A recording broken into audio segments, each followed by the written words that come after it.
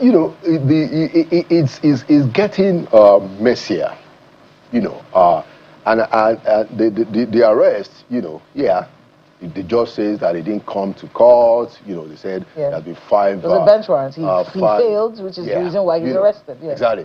I was listening yesterday to, you know, the gentleman who came out to speak for Mr. Gbajabiamila. And what it is that we must remind ourselves is that, look, whether the president is bold enough to ask Gbaja to step aside, or whether Gbaja has the decency, the simple decency to help the president by stepping aside, you cannot befuddle Nigerians about what it is that is happening. You think he should step aside? Gbaja holds it to himself, to his family, and to the president and to Nigerians to step aside. It is just the common, human, decent thing to do. What if he has anything short of that? He doesn't. What if he has nothing to do with this? What if the letter was fake? It does have many things to do with it, and I'll explain to you why that is not supposed to be an argument. The guy has then told us, for instance, that the budget, the itemizing of the agency in the budget, he knew nothing about it.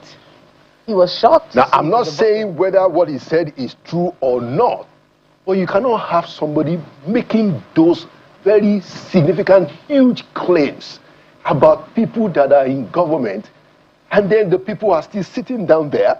How do you ever think it will create an impression of trust? How do you think that people will consider that the investigation that the president has ordered is going to be fair? If they are still there, they can still make moves. But if we continue, because there are people, you know how this thing works, Mr. Loud. People can make up stories and scream really, really loud because they know that Nigerians will say there is no smoke without fire. If nothing, even if nothing happens, the person will have to step aside. Your political enemies can actually, you know, start to use that against you. If we always have to do that, then what if it just continues that way? Are we not creating some kind of let me give you some kind of machinery where people can just use, because they scream the loudest and slung mud at somebody, because of that he has to step aside? How do we manage this line? The way we manage it is very simple. Because let me tell you, I was privy to a conversation by one of the closest friends of the president, and Gbaja's name came up. I said, no, don't talk about Gbaja. Gbaja is running up and down trying to solve his problem. So the fact that he's still in government is just it's a poor reflection. The man cannot do any other thing now until he sorts out this nonsense. Don't let's pretend. Wherever he is right now, the man is troubled.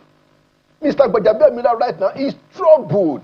He cannot focus on any other thing until this trouble goes away. Is it not therefore easier to just say that, look, I want this thing to be, transparently sorted out?